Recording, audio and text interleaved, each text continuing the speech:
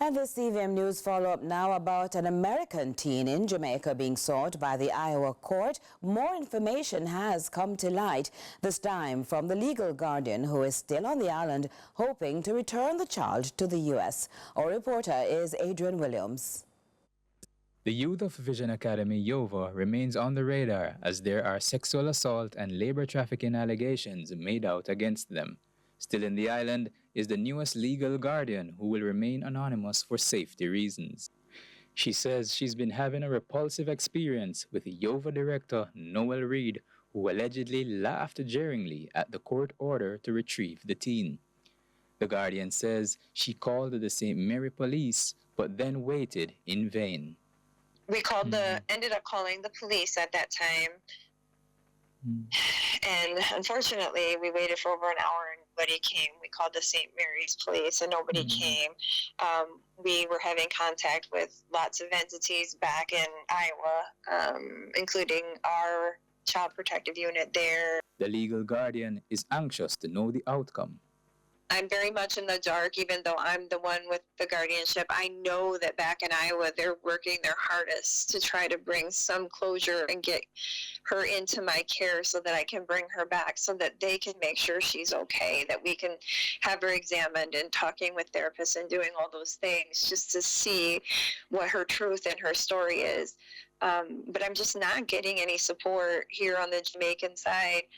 In a twist of events, the previous guardian who had made the decision to send the teen girl away to Yova is also on the island to meet with the institution and the child. It is alleged that this guardian interrupted the process of the new legal guardian by taking the teen away from the U.S. unknowingly to Yova. Though this is not a battle of the guardians, the child's current legal guardian is wondering why the Iowa court order is being ignored, adding she has extended her stay by 10 days to facilitate what was originally a 24-hour trip. I just can't keep extending it with no end in sight, and I haven't gotten any confirmation that anybody's going to do anything directly, like that it's really going to happen. And so I can't just continue to stay in Jamaica indefinitely, spending money and not being present at home for my own children.